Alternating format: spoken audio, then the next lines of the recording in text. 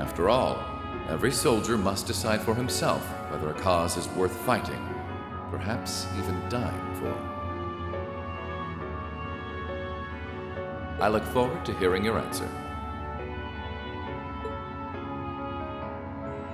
It's hard to argue that this war began because the noble faction went too far. But the longer it goes on, the more people are going to suffer. Am I really okay with that?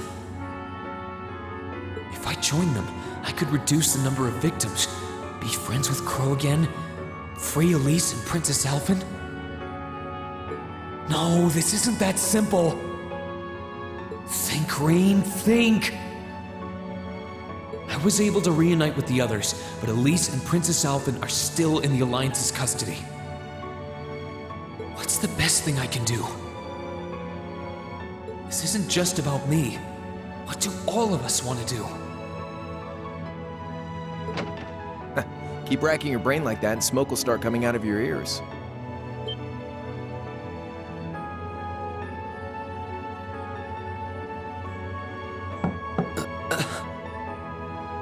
What do you want? Hey now, no need to give me that look. I figured I was gonna find you busy thinking everything over like your life depended on it. And what do you know? I was right. How about you mind your own damn business? And don't you have better things to do with your time? I figured the glorious Azure Chevalier would be far too busy with the war to be hanging out around here. It's tough being popular. If you joined us, I could get away with doing half the work I am now. So come on, stop freaking out about it so much and make a choice. This isn't something I can just decide by flipping a coin, Crow. And besides, it'd probably be an easier choice if not for a certain someone. What's that in your hand, anyway? Grub, of course. Kinda early, but I brought you your lunch. Mind if I join you?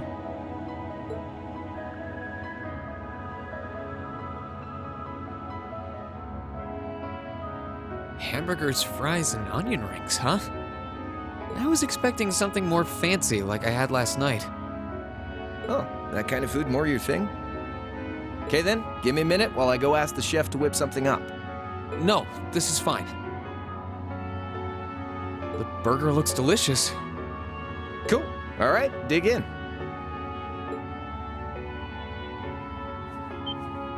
This tastes kinda different from a normal burger. Oh, no wonder. It's got whitefish in it. Yeah, they're called fish burgers. Pretty good, right? Yeah, the tartar sauce makes for an unusual extra flavoring too. This tastes amazing. I like this way more than the food I had last night, to be honest. Well, glad to hear it. Guess it was worth putting my cooking skills to the test after all. Wait, you made this? Was my first time cooking in a while, too. Sharon could probably do better, though.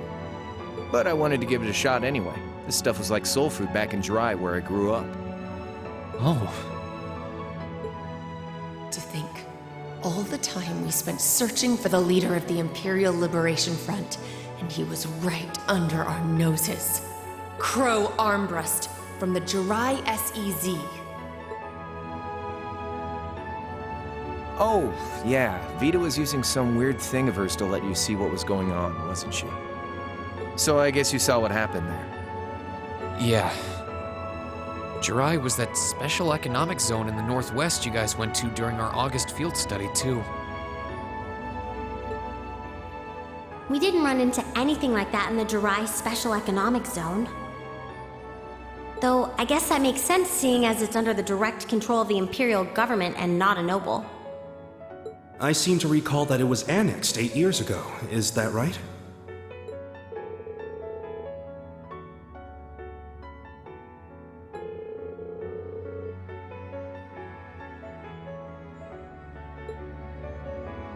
So you ended up going back to your old hometown then? Yeah, by pure coincidence. It's changed a lot since I was last there, so it was kind of surreal being back again. but it was nostalgic in its own way, too. It's been bugging me for a long time now. What could have made you want to join a group of terrorists like the Imperial Liberation Front? What was it that made you hate Chancellor Osborn that much? Enough to take his life? Tell me, Crow, please. I want to know what it was that made you who you are now. What kind of place Jirai was, how you lived there, and what you were doing before you entered the academy and met Toa, Angelica, and George. Where's the fun in prying into a guy's past? Save all that talk for your number one in class. Who's the lucky girl anyway? Elisa? Laura? Emma? Fee? And don't tell me it's Milliam, because, you know, I'm serious, Crow. I really want to know. Think of telling me your past as paying off the interest you owe in that 50 Mira. Because until I know, until we know, we won't be able to move forward. You're really serious.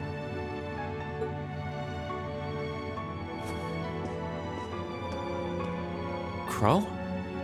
My past really isn't that big of a deal, you know. It's got nothing on yours, that's for sure. If you find yourself thinking that's all when I'm done, well, I warned you. So, you really want to know? Yeah. Nothing you say will change my mind. Please, tell me. All right, you win. Like I said, it's just your run-of-the-mill sob story. Pick up any history textbook and you'll probably find a dozen others just like it. It's the kind of story that's so common no one bothers to remember it, like it never even happened. Back in those days, Jirai was known as Jirai City. It was a city-state off the coast of northwest Zemuria that prospered through maritime trade with West Erebonia, Northumbria, and Remiferia. It had a population of around 150,000 people, so it wasn't exactly a big place or anything. Because of that, the surrounding nations left it alone and let us live out our days in peace. We were pretty fortunate, all things considered. Until about 20 years ago. That was when the Northumbrian disaster struck, and much of the Principality of Northumbria was turned to salt. And as a result, trade on the northwest shore was reduced to virtually nothing. Day after day, Jirai's prosperity started to fade away. Still, it wasn't all bad. We had our fishing, our historic landmarks, our septium mines. We could make use of those to get trade going again, both to keep our state running and to help out Northumbria. In fact, the one who advocated that approach was the mayor, my grandfather. He was the last mayor Jirai City ever had. He was a stubborn old bastard, but he had this wry sense of humor, and was well loved by everyone. I lost my mom and dad early, so he was also my only living relative. He taught me just about everything a guy could know. He was like a mom, dad, and your old master rolled into one, I guess. Anyway, fast forward to 10 years ago. Out of nowhere, we received this proposal from the Erebonian government. They said they wanted to extend a railway line from Heimdall all the way to Jirai. We relied on the sea for trade before, but there wasn't any reason to believe we couldn't benefit from being connected to Heimdall by rail. The proposal drew overwhelming support from the city's council, and as a result, my grandfather was forced to accept. Within a year, the city had all of its old life back and then some. The streets were more bustling than ever. But keep in mind, this was the result of huge amounts of imperial capital flowing into the city. Land and buildings we once treasured were bought up left and right. Everything became a target for investment. People only cared about making money. Something similar supposedly happened in Crossbell too, but unlike there, no opposition existed in Jirai. My grandfather sensed something was off, and he tried what he could to get the situation under control. Then one day, someone blew up the railway line leading to Jirai. Everyone demanded that it be repaired as quickly as possible. Everyone except the Imperial government. Instead, they panned our national security arrangements for being insufficient and threatened to withdraw all Imperial capital. The city was left in an uproar like we'd never seen. Shares plummeted, and with no one able to ascertain the culprit's identity, chaos reigned. That was when he showed up. Chancellor Gileath Osborne, in his third year as representative of the Imperial government, personally came to Jirai. We then received a second proposal. The restoration of the railway and its future security will be seen to by the Imperial Army. In return for our continued assistance in safekeeping, Jirai will come under the wing of our glorious empire and attain even greater prosperity as a special economic zone. The timing was too good to be true, really. Realizing this, my grandfather staunchly opposed the idea. He tried everything he could to convince the city's council to reject the offer. Unfortunately, once you taste the sweet fruit of prosperity, it's hard to want to go back. The council, made up of influential merchants in all their greed, jumped at the offer. And tempted by the elimination of customs, together with the tax breaks from being an SEZ, many of the citizens did too. And during all that, they'd conveniently found a suspect behind the railway incident: my grandfather. He loved Jirai more than anyone, and up till then, its people loved him too. And yet, virtually overnight, he found himself facing the wrath of both the city's council and the citizens alike.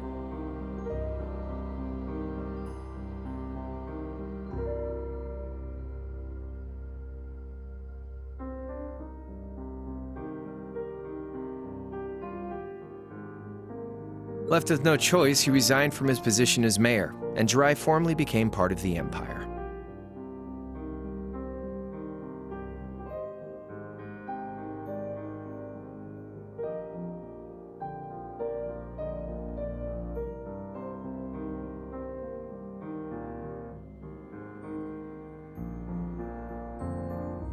Both of these things happened on the same exact day.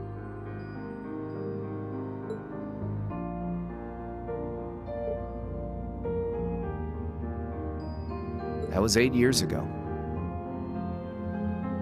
Naturally, everyone knew my grandfather wasn't the one who did it. They knew who was really responsible. They just turned a blind eye to the truth. See? I warned you. Just your run-of-the-mill sob story. I don't know what to say, Crow.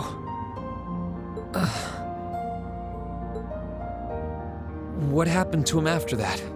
Your grandfather. One day, he just up and died. Once he resigned, the whole affair with the railway getting blown up was all but forgotten. He lived comfortably in retirement for about half a year, fell ill, and that was that.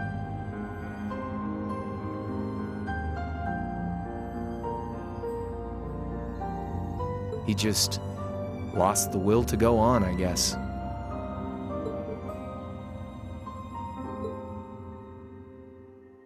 Like I said, he was the only family I had. I mean, I had plenty of friends even then, but I chose to leave it all behind. I was 13 at the time. I wandered the land, doing whatever I had to get by. That was when I met old Cayenne, who happily indulged my hatred for the Chancellor. And with his financial backing, I went out with the goal to find others who were just like me. That was the beginning of the Imperial Liberation Front. Gideon, Scarlet, and Vulcan were among those I recruited. I had also met Vita then. I only knew her as the woman who would often come to see Cayenne. She guided me to a place below the city of Ortis, and there slept the Azure Knight Ordine. One after another, I overcame the same trials you did with your friends, but alone. And once I'd proven myself worthy, Ordine accepted me as his awakener. That was 3 years ago. I was 16. My preparations complete, I concealed my background and enrolled in a military academy near the capital. Everything I did for the sole purpose of taking the Chancellor's head.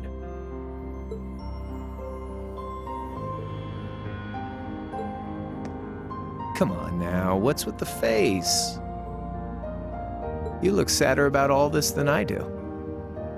Yeah, I guess. I swear. I'm not trying to tell you the Chancellor was evil or anything. What? Still, there's no denying that he managed to outwit my grandfather. And he may have lost, but Pop's always loved a good gamble. It's thanks to him that I'm pretty good at chess, card games, that kind of stuff. I'd say it's fairly normal for a student to want to... So it's only when that's done that my game is truly over.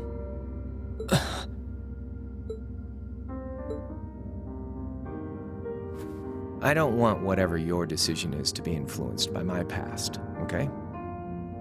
Like Rufus said, you need to think long and hard about what it is you're fighting for. For you, more than anyone else. Yeah, but Crow... Anyway, I think I've stuck around here for long enough.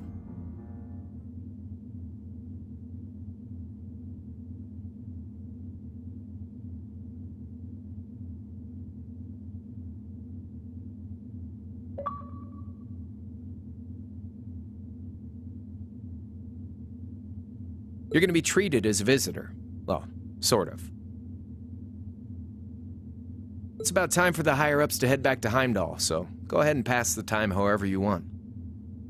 However I want? What else can I even do here?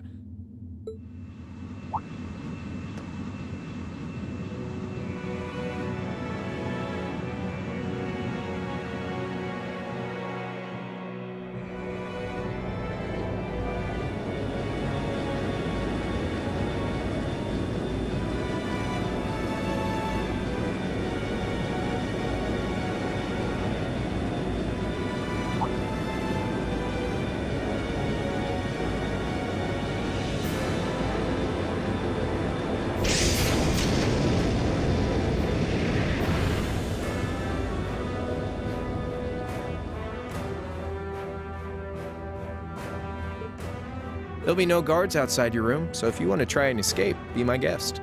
Just keep in mind that some members of Ouroboros and Zephyr are on board too, not to mention me, Scarlet, and Vulcan. So if you're up for a gamble of your own, get ready to take all of us on. Sounds fun.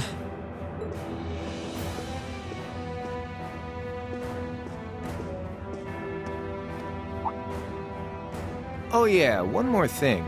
There's this real cute visitor in the guest of honors room on the second floor. I think she'd perk right up if she saw you, so why not go pay her a visit? Just don't go making your girl jealous, okay?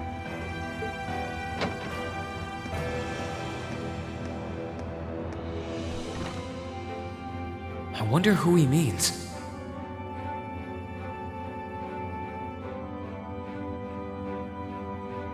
He said she's in the guest of honors room. Well, I can't waste much time here. I told everyone I'd definitely come back soon. Right now, I need to gather as much information as I can. I can make my choice after that. At least then, it'll be an informed one.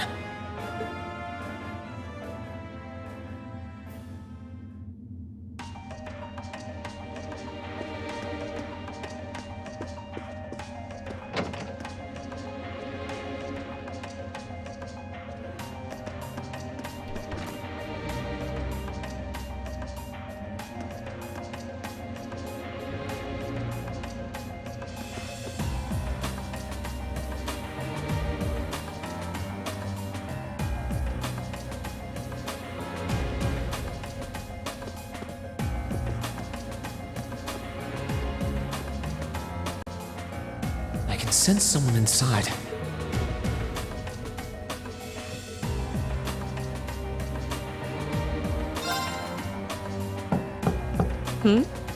Come on in if you like. That sounds like... Excuse me.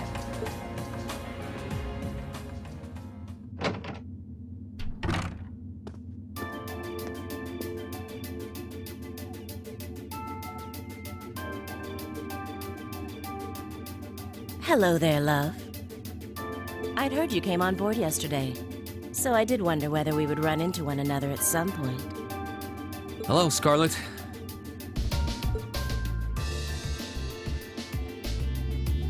Last time we spoke was a month and a half ago near Trista, I think. Quite a memorable day for both of us, wasn't it? There's no need to stand over there. Come and have a seat. I'll pour us some tea. You really don't have to.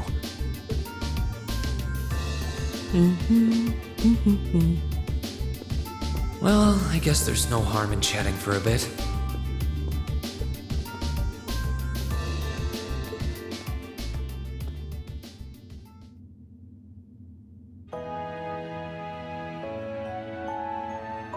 These tea leaves really are wonderful, aren't they? Only the best for the airship of Erebonia's most powerful noble, I suppose. I have to admit, the fragrance is like no tea I've ever had before. You're right, though. It makes sense if it's something Duke Cayenne personally chose. Oh? I was under the impression that your family is a part of the nobility, too. Your father is a baron, isn't he? He might be a noble, but generally barons aren't all that wealthy. We live a relatively modest lifestyle. Oh, really? I wouldn't have thought it before, but maybe my family was actually more well off than yours. And Scarlet, I heard she lost her old hometown when he went and built a railway through it. What kind of family did you come from, then? Oh, they weren't nobles, if that's what you're wondering. They were just relatively wealthy farmers.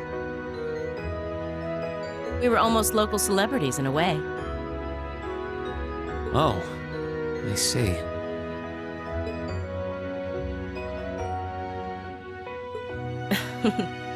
You're wondering how someone like me became a terrorist? It's written all over your face. Well, I can't deny that I'm curious. I heard that you lost your hometown because Osborne built a railway through it. Oh, did C tell you? No, I suppose it must have been V. He never was one to keep quiet about things. So, I mean, what happened?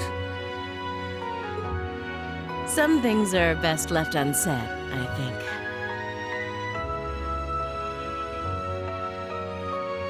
It's not as if knowing would somehow allow you to change things. I suppose.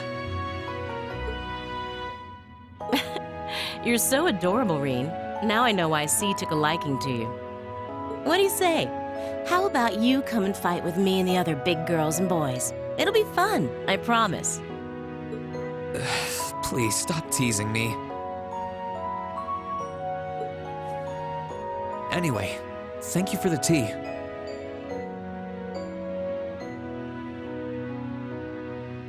It wasn't just made with high-quality leaves.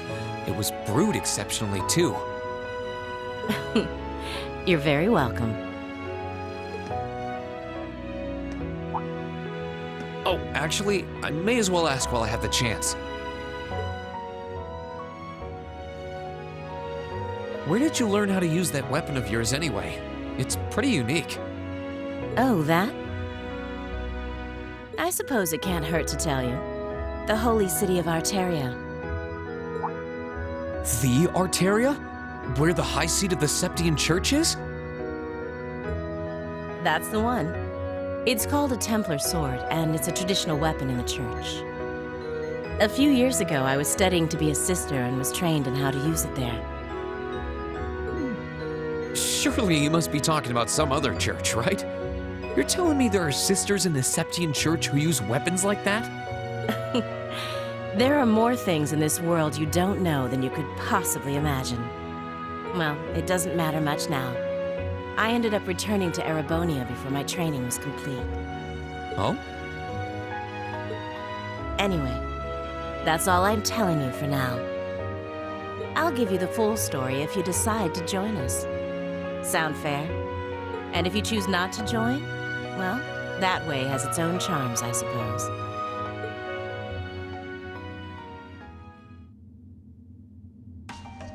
She ended up being a lot friendlier than I expected her to be. I wonder how much of what she was saying about being a sister was true. She seemed to really hate the Chancellor. I wonder what she intends to do now that he's gone.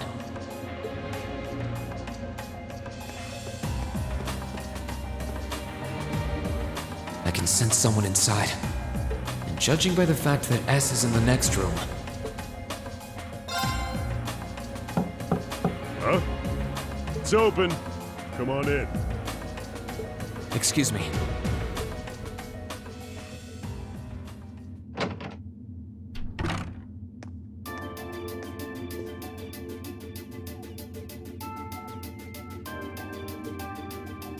Oh, it's you. You finished talking with C? His name's Crow, not C. And he's never going to be anything else for me.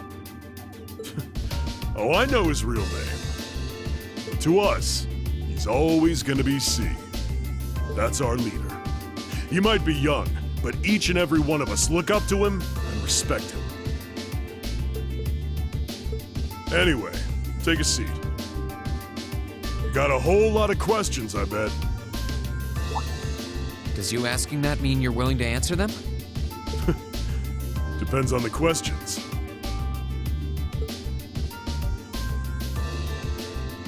Just out of curiosity, how many members does the Imperial Liberation Front have left? I know the explosion back in the mine was staged, obviously. Sure was. Anyway, 10, give or take. We lost most of our members as soon as the war started kicking into gear. Oh. Is that because the group's primary objective had been fulfilled? Basically, yeah. We all came from different backgrounds, but the one thing we had in common was that we hated that bastard's guts.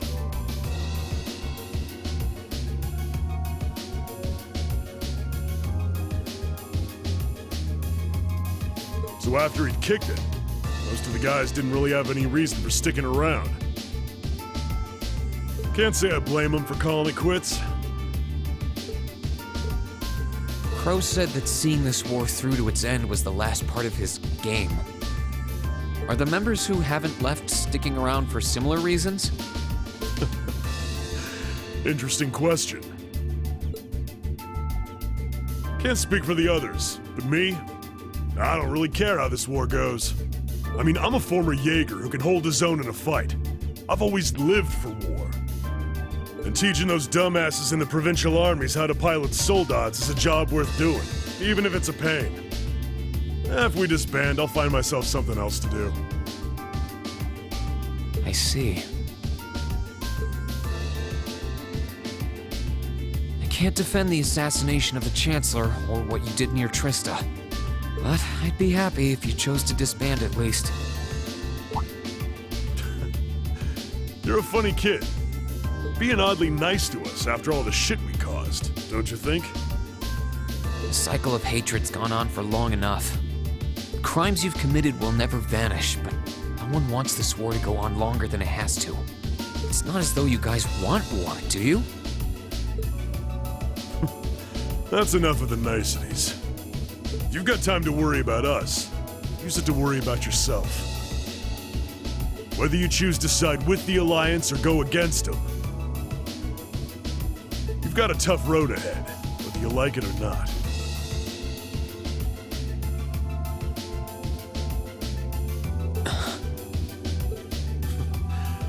Make sure to think long and hard before you decide. And if we end up as enemies again, Show me what you got.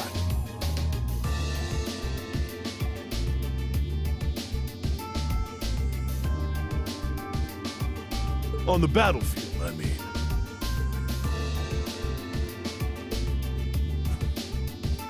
Excuse me.